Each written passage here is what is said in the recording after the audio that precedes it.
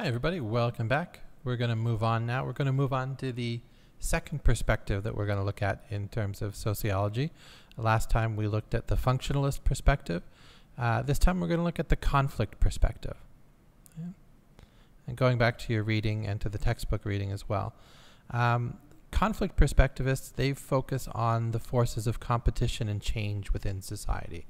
Okay? And when we say that, we're not just talking about conflict in terms of violence, but conflict in terms of opposing ideas or ideologies or things like that. The kind of questions they look at, is how is power distributed in society? Who's establishing the rules? Who's making things happen in a society? And does that put them in conflict with anyone else? The basis of the conflict theory is that we share resources, and those resources are scarce. Scarcity of resources. Not everybody can have an equal amount of everything. That can go with freedom, that can go with money, that can go with jobs, that can go with power, all these different things. Not everyone can have the equal share. And what happens when we don't? What does inequality bring for us?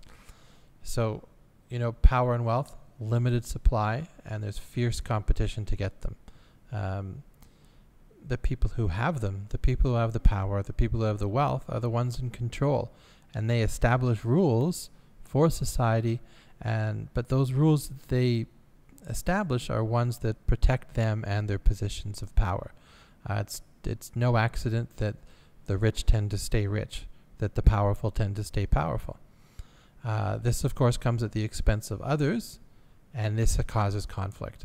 And again, we're not talking about violent conflict, but we're talking about opposition. And eventually, often, social change as well.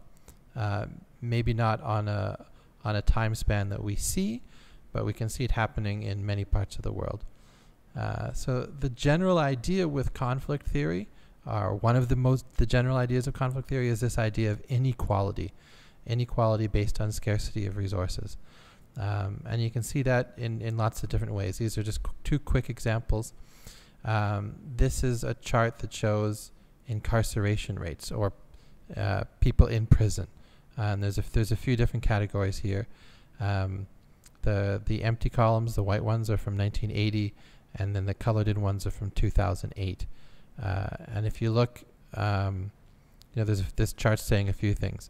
It's saying that with more education, the fewer number of people who are in prison in the U.S. If you go over to the right and you look at the high school dropouts, and you can see whites, Latinos, and blacks in the U.S. You can see the extraordinary number of African Americans in prison in that category. Okay, and that's sort of a visual demonstration of inequality and conflict. Another one here you've probably seen before in television shows or documentaries is this idea of CEO pay, your chief executive officer pay of a corporation in relation to the average worker's compensation. Okay, so how much does the boss get paid compared to the workers? And if you look down at the left of the chart, it was about 24 times as much.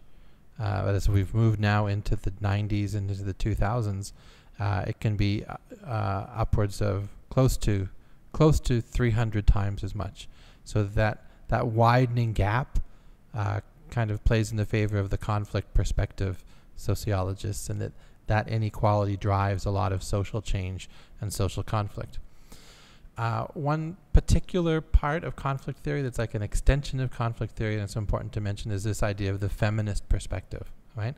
And the feminist perspective focuses particularly on gender inequality, not financial inequality, okay, but this concept that men dominate women in all aspects of society. And the feminist perspective says this is societal. This is not a biological difference. While there are obviously biological differences between men and women, the inequality between men and women is not biological, it is societal. Okay? So where does this come from? They say, well, this attitude comes from society, through education, through government, through religion, through family. Where does it come from? So it's still conflict perspective, but it focuses on one particular aspect of inequality. And there are other subcategories as well, but this is the big one to think about. So that is conflict perspective in a nutshell. Please feel free to put any questions in the comments area. Thanks for listening.